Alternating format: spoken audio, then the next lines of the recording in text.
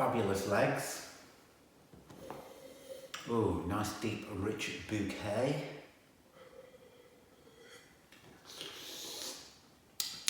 Oh yeah. Burgundy region of France, judging by the limestone, the citrics, the tannics, and that overtone of oaky barrels. Probably from the town of Beaume on the Côte d'Or in Burgundy region. I'd say it was a 2002 Pinot Noir.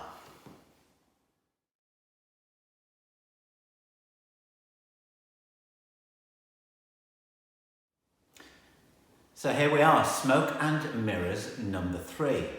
This week's episode is called Prog Rock in the Montraché Valley. So one of the joys of travelling the world with rock and roll bands is occasionally having days off. And I've always been of the mind that life is for living and you should go out and explore the world. Many of my colleagues just use those days to lie in bed, sleep, drink, do the laundry and don't do much. But I'm quite an adventurous type. So this week I find myself out on tour with Barclay James Harvest featuring Les Holroyd. And we're out there in 2002 promoting the album Revolution Days.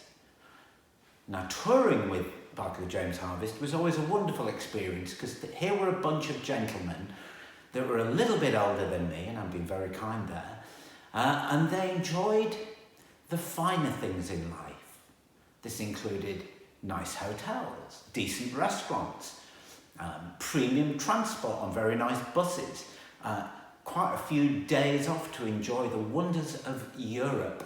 And that's how I find myself in the town of Beaume in the Burgundy region in the Montraché Valley in 2002. Let's go back there.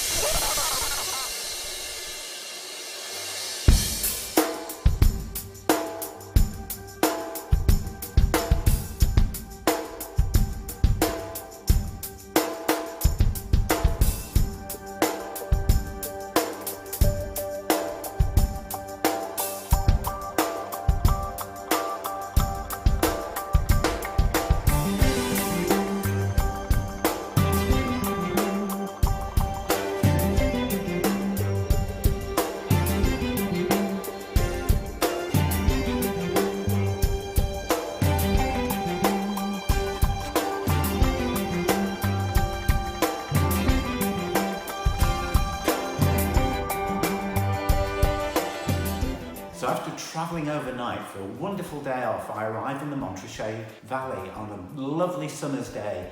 It's super hot, there are vineyards, we're staying in this beautiful 5-star hotel, and when I walk down to reception, they tell me there is a self-guided wine walk, and all you do is you pay your money and they give you a little tasting cup to wear around your neck, and as you wander around the vineyards, you're given a little cup full of wine.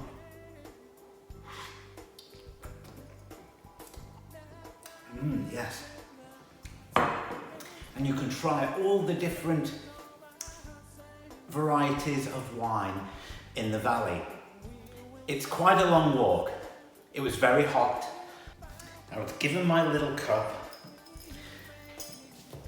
and off I set on my jolly little walk in my shorts with my cup around my neck.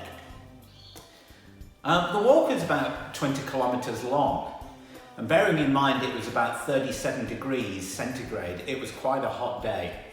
And I set off walking round.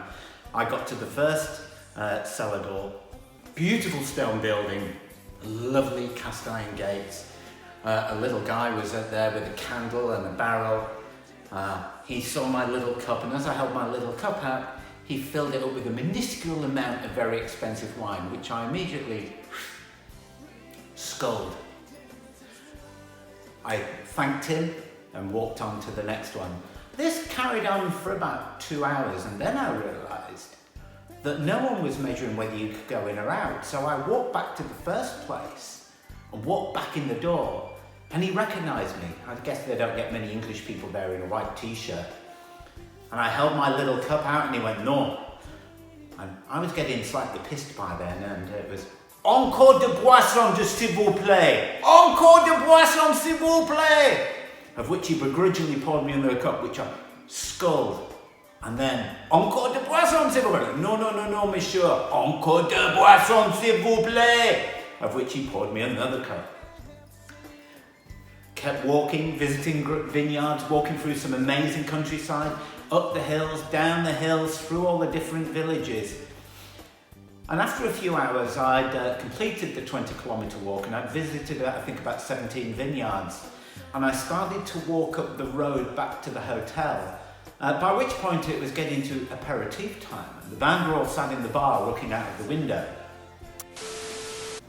So after about 6 hours of walking in the extreme heat, I'd drunk about 3 litres of the world's most expensive Pinot Noir, all from a little cup. At which point I'd been everywhere, so I wandered back to the hotel in a rather inebriated fashion. I walked up the lovely chalk driveway, and there were all of the band and the crew sat in the outside patio area watching me walk up the gravel path to the hotel.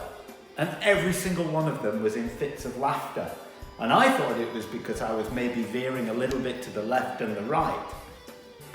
But it turns out that my white t-shirt and the little cup had got wine all over me. And from a distance, it looked like an assassin had shot me, which maybe I should for my rather uncouth behaviour. Anyway, happy times.